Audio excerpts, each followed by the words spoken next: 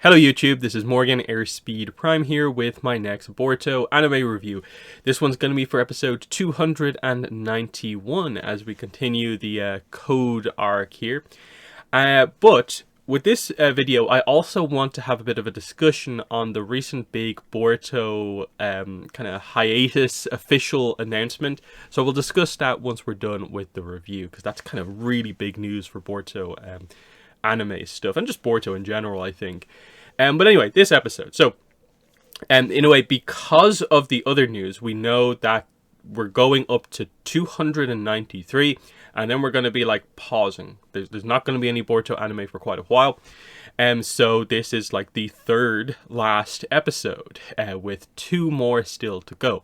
Now, of course, if you've read the manga, you probably have a rough idea of where they're going to end it, but I think there's still a lot of like questions because, interestingly, from an adaptation point of view, last week's episode adapted about 100 pages of the manga. This one was more like 75. So they, instead of doing like 2.5 chapters, they did like 1 3/4 chapters basically. So that was a kind of like interesting kind of choice there, that like they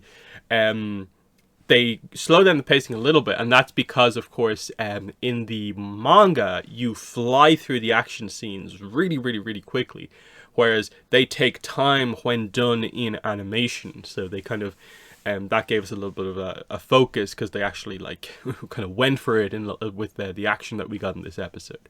Because when you break down this episode, that's what it mostly was. There was a few cutaway scenes to establish what characters are doing back at the village, a little Amado scene, but the entire focus of this episode was on this kind of, in a way, like multi-stage battle as kind of Boruto goes up through the levels that he's able to go through. So what little control he has in his sort of like base kind of form over the Karma Mark ability.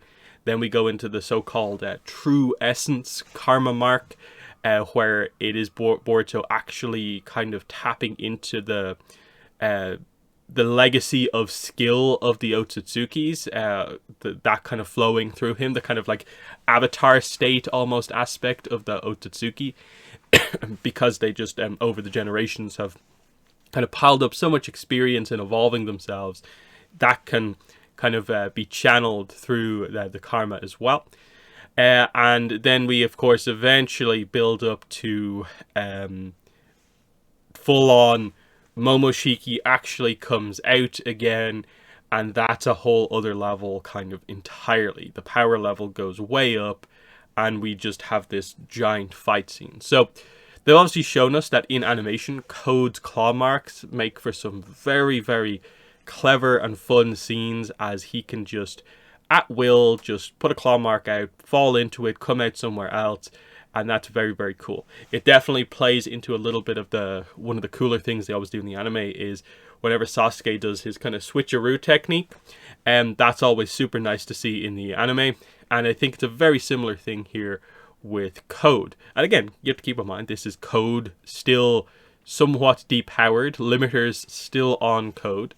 So it makes sense that he's able to defeat Boruto in the normal form, just about stay in the fight with Boruto kind of channeling the true essence of the karma, but he's not in a good situation, where we end the episode with Momoshiki out and going full power, basically. This is a whole other level here that we are dealing with.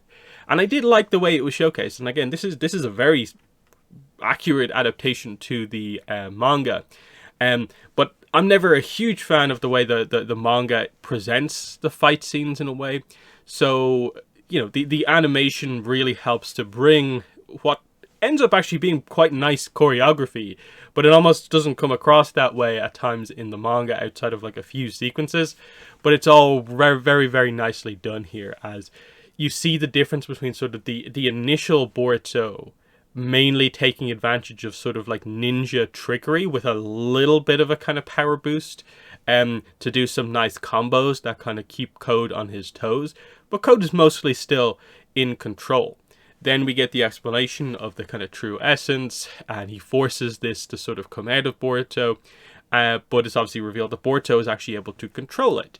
Now, it seems to be some sort of a thing because of the medication, that it's able to suppress Momoshiki to a certain degree, so Boruto can tap into more of the power without coming out, basically.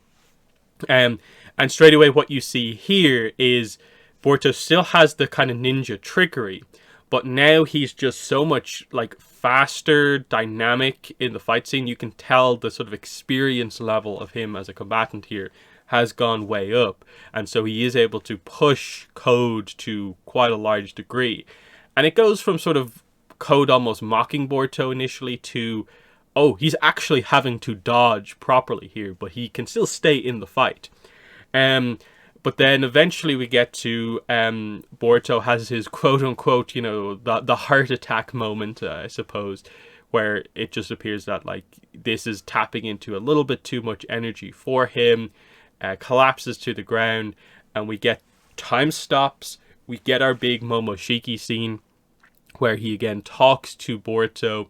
He addresses the situation going on here because he's inside of Boruto, so it's very interesting to see, what happens here. But the big point here is he basically switches in. Against Boruto's will here, he switches in. So the thing we thought the medication would stop from doing, he's been pushed now to the limit where this is actually a point where Momoshiki can take over.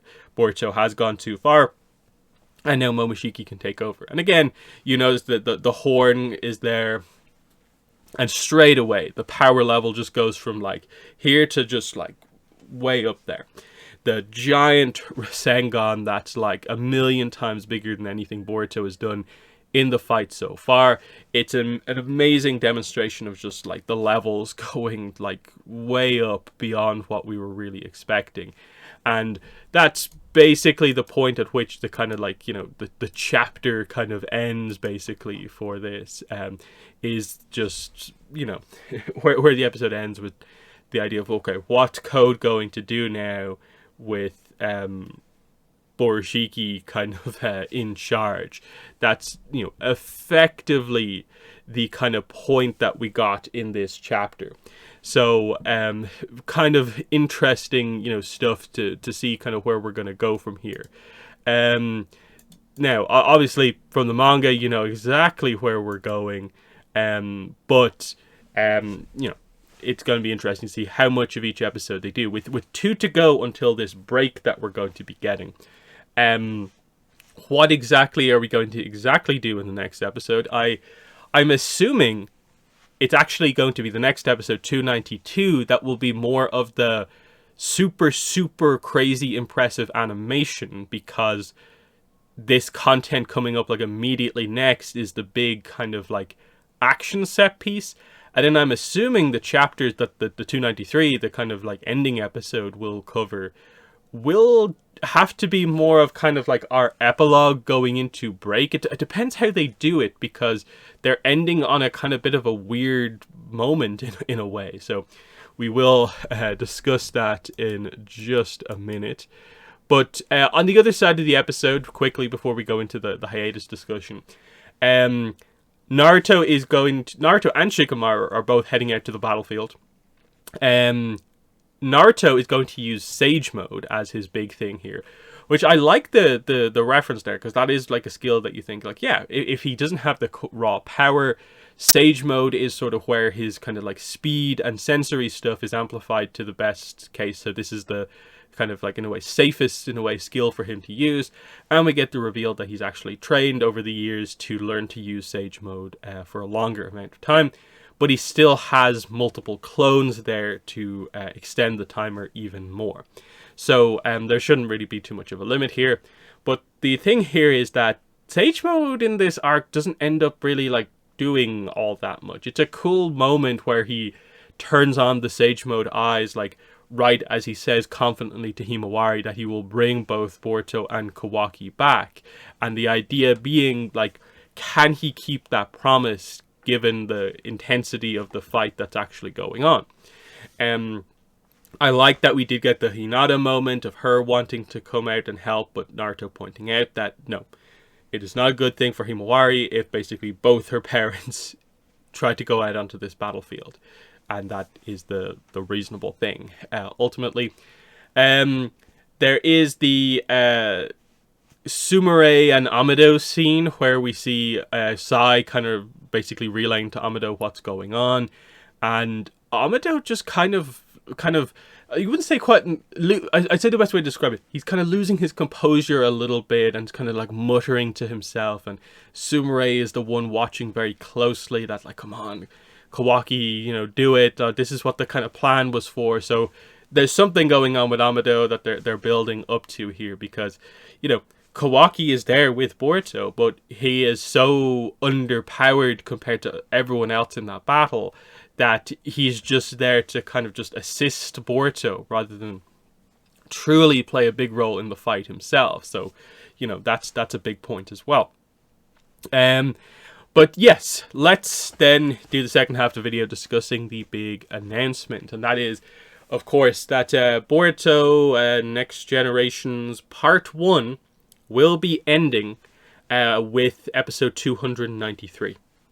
So we are then going into I'm guessing, rather large break. They didn't say when we're going to return with Boruto Next Generations Part 2.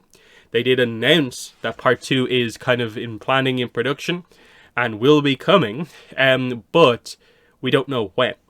Along with this announcement was the reveal that there are going to be, I think, 4 special episodes of the anime that they're going to be doing in September to celebrate the 20th anniversary of the anime launching. And they are going to be like original Naruto episodes. Based on the kind of, I think, image that came along with this, it's going to be like pre-time skip Naruto. So that will be interesting to see what they do there. Is it going to be like an original story that we didn't get to see? Or is that going to be reanimating certain key scenes? We'll have to wait and see. But that makes sense, you know. There's no... I've seen some people framing that as, you know, they're doing Naruto to...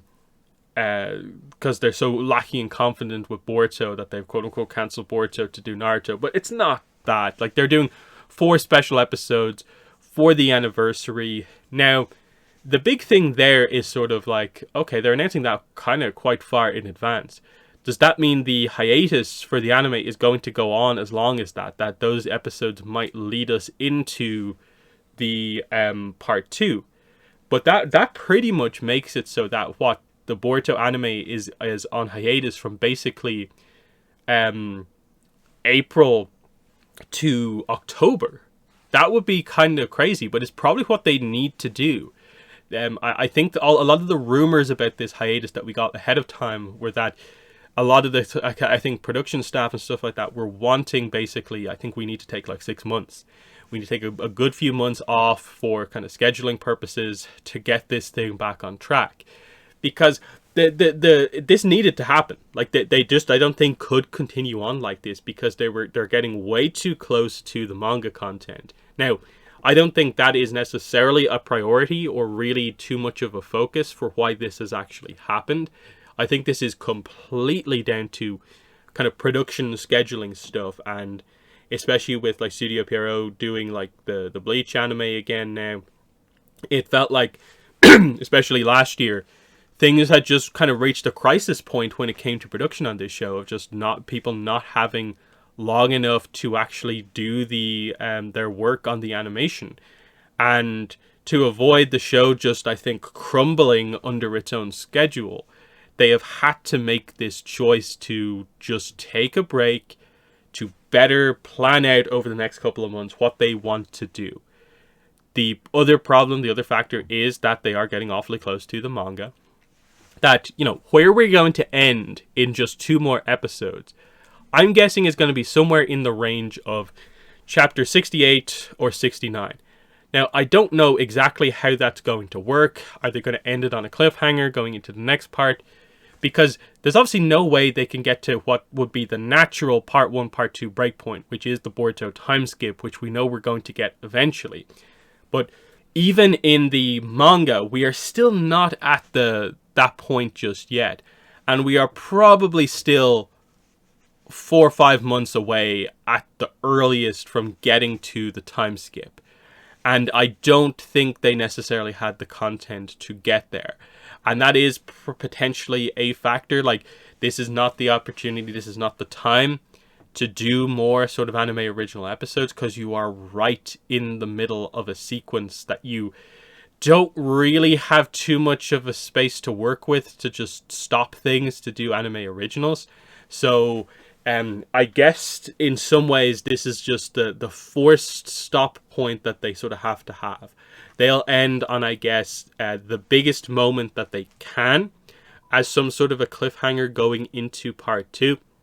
And then part 2, I'm guessing, will probably have to be basically the rest of the manga up until the time skip, and then maybe in fact jump into the time skip. But even then, there is a problem. Like, they're going to come back and have maybe 10-12 episodes to maybe get to the time skip. And then they're almost going to be caught up to the manga again, because the manga is monthly, and because of the pacing that it has. They're always going to be getting so close unless they are just off forever. So the only hope that they really have here is that, I think during this time, is that they plan out and get, especially the writing department, I suppose, really make some strong extra arcs to add in to make this actually work. Because everyone wants the Boruto anime to sort of like ascend to the next level, and we think that that probably will be the case when we get to post time skip. But they're not. Are they going to go past the manga? I don't think they are. So it just feels like they're in an awkward position here, where like this hiatus was obviously something that just had to happen from a scheduling production standpoint, but then they're also facing the just